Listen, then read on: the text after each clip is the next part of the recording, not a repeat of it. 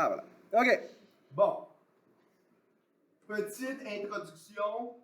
Je comprends qu'il y a des gens qui n'ont pas été là pendant les bombes et tout ça. J'ai pas eu le temps de faire la révision du texte argumentatif. Je vais le faire maintenant. Pour les gens qui n'étaient pas là, comme je vous dis, c'est important si vous êtes capable de dire à vos amis d'aller faire un tour, juste regarder. Je vais essayer de garder ça en bas de 10 minutes. Mais il faut quand même faire la révision.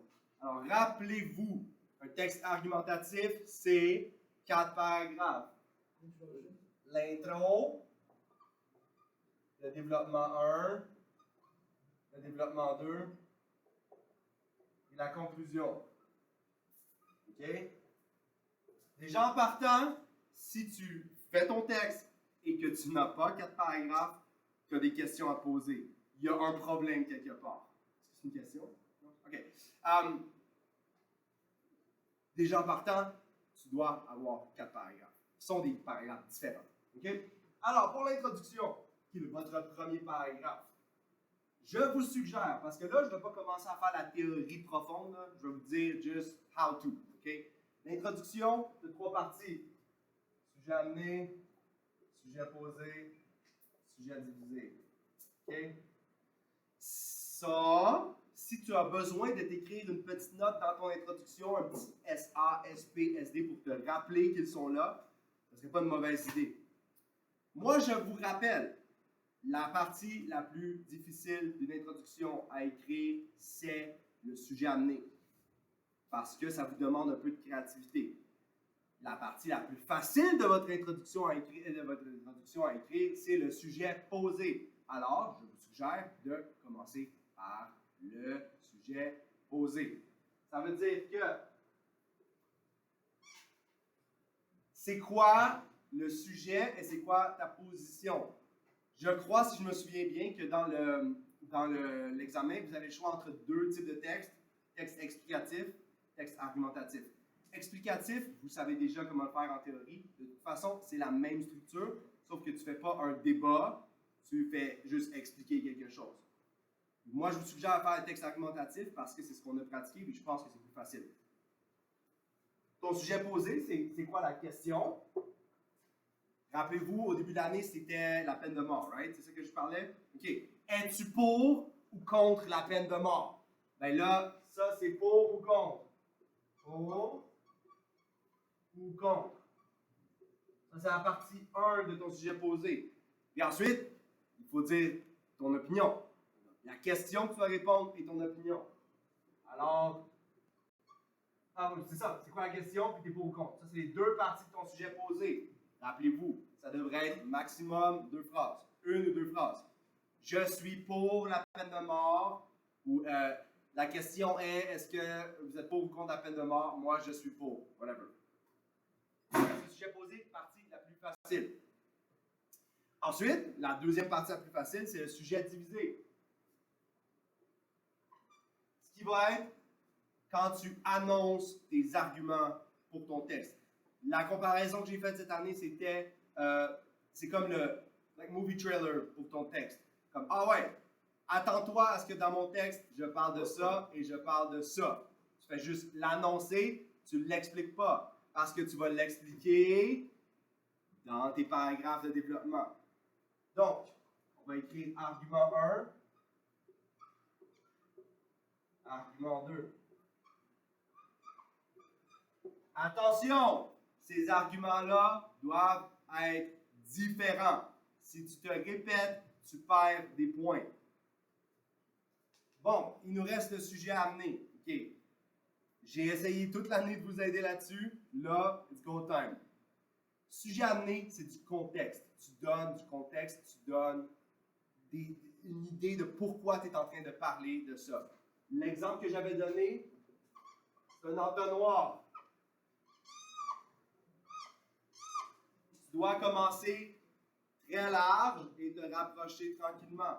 Je reviens encore à la peine de mort. Si ton sujet c'était pour ou contre la peine de mort, ton sujet amené pourrait être quelque chose comme « Ah oui, il y a des crimes dans la vie, dans la société, il y a des crimes. Certains sont graves, certains sont moins graves. Quand tu as des crimes graves, il faut donner une punition qui est grave. Est-ce que tu es pour ou contre la peine de mort? » So, on commence ici, On parle de société. Est-ce que j'ai dit mon débat? Est-ce que j'ai parlé de mon débat? Non. J'ai dit société. Ben là, j'ai ni nommé la peine de mort, ni nommé la question. Rappelez-vous, dans un sujet amené, tu ne dis pas ta question. C'est le sujet posé qui est pour ça. Tu amènes la personne vers ta question. Donc, on a la société ici. Après ça, on a différents crimes.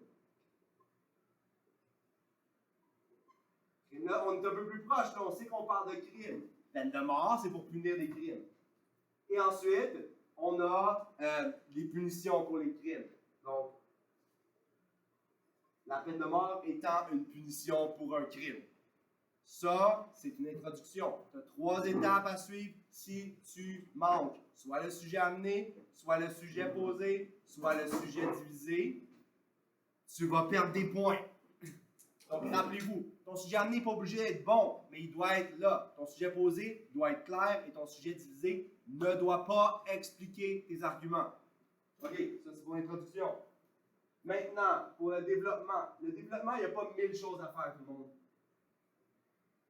La première chose que tu dois faire pour le développement, c'est t'assurer que tes arguments sont différents.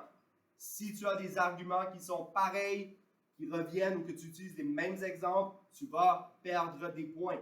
La meilleure façon pour ne pas se répéter, c'est de faire un plan. Tu peux le faire en anglais, tu peux le faire en français, tu peux le faire en grec si tu veux, ça ne me dérange pas. L'idée, c'est d'écrire déjà ce que tu vas parler. Donc là, on est à développement. Développement, il y a 2 paragraphes, right? Développement. Je vais faire 1 et 2 parce que c'est la même chose. 1 et 2. Okay? La première chose, tu dois redire ton argument. Donc, c'est quoi ton argument?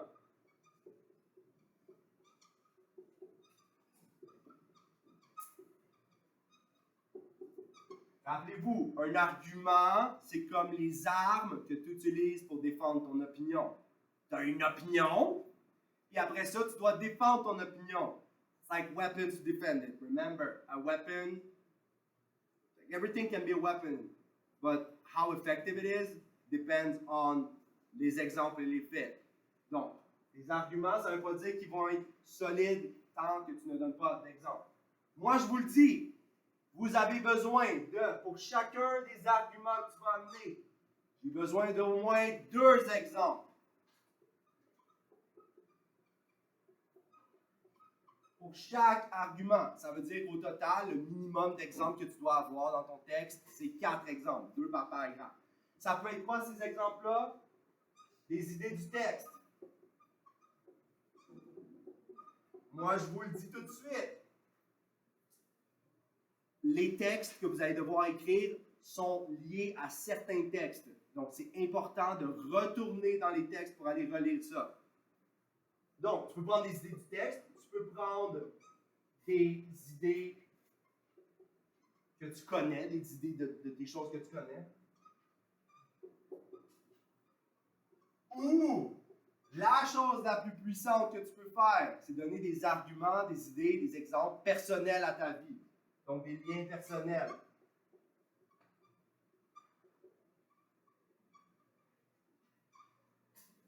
Par exemple, si on parle de la peine de mort, c'est comme si tu disais « Ah, moi, mon oncle est un très gros criminel qui a tué 250 personnes. J'aime beaucoup mon oncle, alors je serais très triste s'il se faisait tuer parce qu'il était un criminel. Donc, c'est pour ça que je suis contre la peine de mort. Je ne connais pas ton oncle. Je ne sais pas si c'est un serial killer ou pas.